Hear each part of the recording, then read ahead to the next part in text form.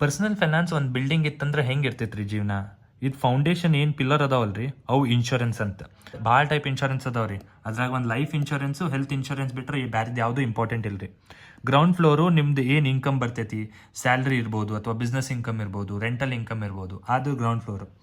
ನಿಮ್ಮ first floor ಅಂದರೆ savings ರೀ, ಸೆಕೆಂಡ್ ಫ್ಲೋರ್ ಅಂದರೆ ಇನ್ವೆಸ್ಟ್ಮೆಂಟ್, ಥರ್ಡ್ ಫ್ಲೋರ್ ಅಂದರೆ ಟ್ಯಾಕ್ಸ್ ಪ್ಲಾನಿಂಗ್, ಫೋರ್ತ್ ಫ್ಲೋರ್ ಅಂದರೆ ಸಕ್ಸೆಷನ್ ಪ್ಲಾನಿಂಗ್.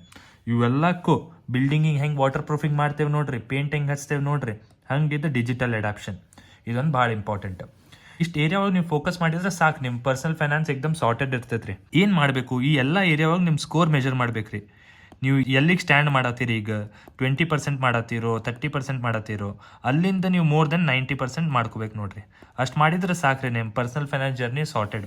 ಇದು ನಾವು ಎಷ್ಟು ಅನ್ಕೋತೇವೆ ನೋಡ್ರಿ, ಅದಕ್ಕಿಂತ ಭಾಳ ಸಿಂಪಲ್ ಐತಿ. ಇದೆಲ್ಲ ನಾ ಸಿಂಪ್ಲಿಫೈ ಮಾಡಕ್ಕೆ ನನ್ನ ಚಾನಲ್ ಜಾಯಿನ್ ಮಾಡಿರಿ, the chartered guy, #CA Rahul R Gandhi. Instagram ಒಳಗೂ ಅದೇನಿ, ಯೂಟ್ಯೂಬ್ ಒಳಗೂ ಅದೇನು ರೀ. ಪಟ್ನ ಫಾಲೋ ಮಾಡಿರಿ, ಮತ್ತು ಇಂಥವು ಪರ್ಸನಲ್ ಫೈನಾನ್ಸ್ ವೀಡಿಯೋಸ್ ನೋಡೋಣಂತೆ.